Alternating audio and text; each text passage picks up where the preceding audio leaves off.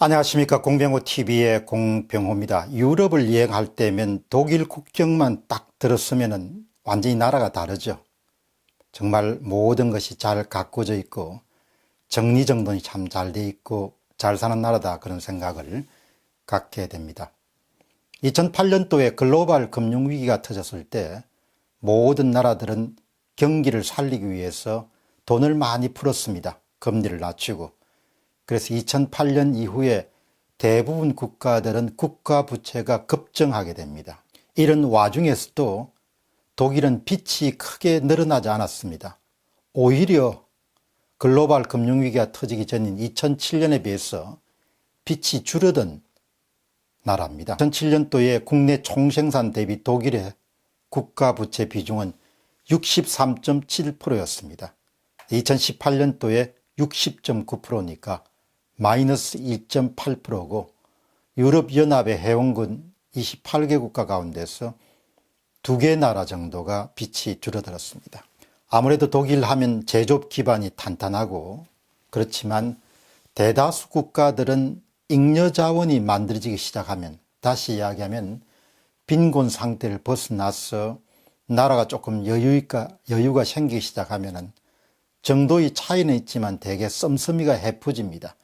포퓰리즘을 주장하는 그런 정치가들이 많이 등장을 하게 됩니다. 그러나 독일은 여전히 합리주의 정신이 굉장히 강한 사회고, 그런 부분이 굳건하게 나라 전체에 뿌리를 받고 있다, 그런 생각을 하게 됩니다. 물론 또 독일에 사시는 분들은 생각은 많이 다를 겁니다.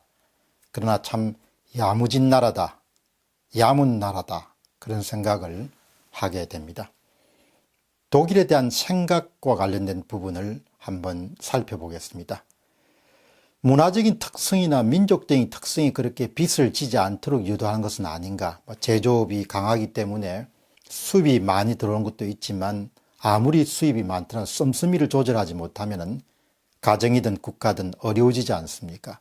그런데 씀씀이를 조절하는 그런 면에서 독일이 좀 문화적인 특성이나 민족적인 특성이 있지 않느냐, 그런 생각을 해보게 되는데, 우연히 신문을 읽다가 한국에서 괴테 연구로 상당한 명성을 얻은 서울대 전영애 명예교수가 매일경제에 짐을 지고 끌고 가는 독일 아이들이라는 그런 칼럼을 아주 흥미롭게 읽었습니다.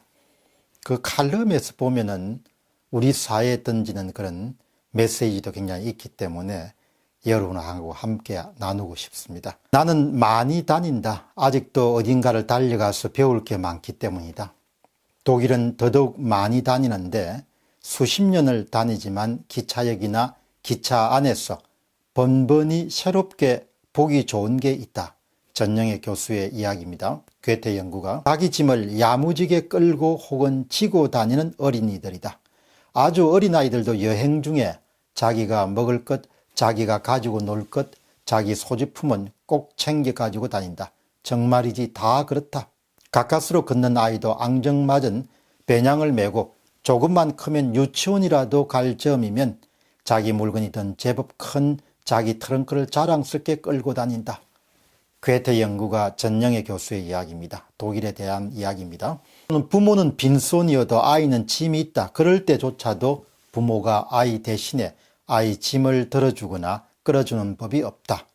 차에 타면 그 짐에서 읽을 동화책이나 가지고 놀거리를 꺼내어 어른도 지루한 여행을 대체로 조용히 잘들 해낸다. 부모와 뭔가 같이 풀거나 놀고 이야기를 나누고 아이답게 질문이 많을 수도는 있으나 칭얼거리거나 어른들에게 치대는 아이들은 찾아보기 어렵다. 이 대목이 아주 인상적이죠. 칭얼거리거나 치대는, 혼자 있는 시간을 잘 보낸다는 이야기죠. 무리 속에 있지 않더라도 혼자서 잘 놀고 혼자서 잘 읽고 혼자 잘 학습하고 혼자서 잘 산다는 말입니다. 독일 아이들이, 독일인들이. 또 전영애 교수 칼럼입니다. 어른들과 조금도 다름없이 자기 짐은 자기가 책임지고 지고 끌고 챙기는 아이들을 바라보느라면 그 얼굴에서는 자랑이 묻어나고 있다. 그게 아름다워 한참씩 바라보곤 한다. 괴테 연구가 전영애 교수의 칼럼에서 나온 독일 아이들 이야기입니다. 그런 생각 끝에 늘 드는 물음은 왜 우리나라 부모들은 아이들에게 저런 기회를 주지 않을까 하는 것이다.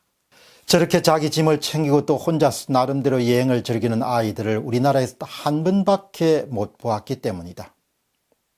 수원에 있는 한 대안학교에 참 좋으신 선생님이 학교 아이들을 데리고 내가 운영하는 서원에 온 적이 있었는데 1학년 아이도 어른들이 할 일을 하는 동안에는 혼자 읽고 혼자 늘 채비가 야무져서 놀랐다. 이틀을 머물렀는데 앉을만한 구석부터 눈여겨보더니 적절한 시점에 거기에 자리 잡고 앉아서 가지고 온 책을 읽고 그림을 그리고 하면서 바쁜 어른들을 상관하지 않고 낯선 곳에서 잘 또 지내다가 떠날 때는 있던 자리를 청소까지 해놓고 갔다. 제대로 된 대안학교란 이런 좋은 것을 가르치는 데로구나 싶어 얼마나 고맙던지. 전영애 교수의 칼럼은 지금부터는 우리 한국인들에게 주는 메시지가 아주 강합니다. 칭얼거림이 끝없는 건 감히 말한 건데 아이들만이 아니다. 칭얼거림이 끝없는 것 감히 말하건대 우리나라의 아이들만이 아니다. 비행기에 앉아있느란 비행시간을 못 견뎌 그야말로 몸을 비트는 어른들을 수도 없이 보게 된다. 유독 한국인 여행객들이 그런 표를 많이 낸다. 어려서부터 자기 주변을 스스로 챙기는 연습이 부족하니 어른이 되어서도 챙겨줄 사람, 놀아줄 사람이 없으면 어쩔 줄 모르지 않나 싶다. 어쩔 줄 모름이 여행 중 태도에 그치겠는가. 가까운 주변 사람들을 본의 아니게 힘들게 할 테고 갈등이 있을 테고 무엇보다 스스로가 불편하지 않을까.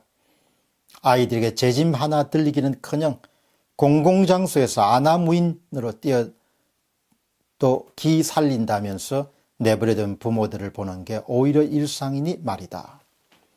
전영애 교수의 칼럼은 독일의 아이들이 자기 짐을 이고 지고 하는 장면을 묘사한 것을 칼럼에 담았습니다.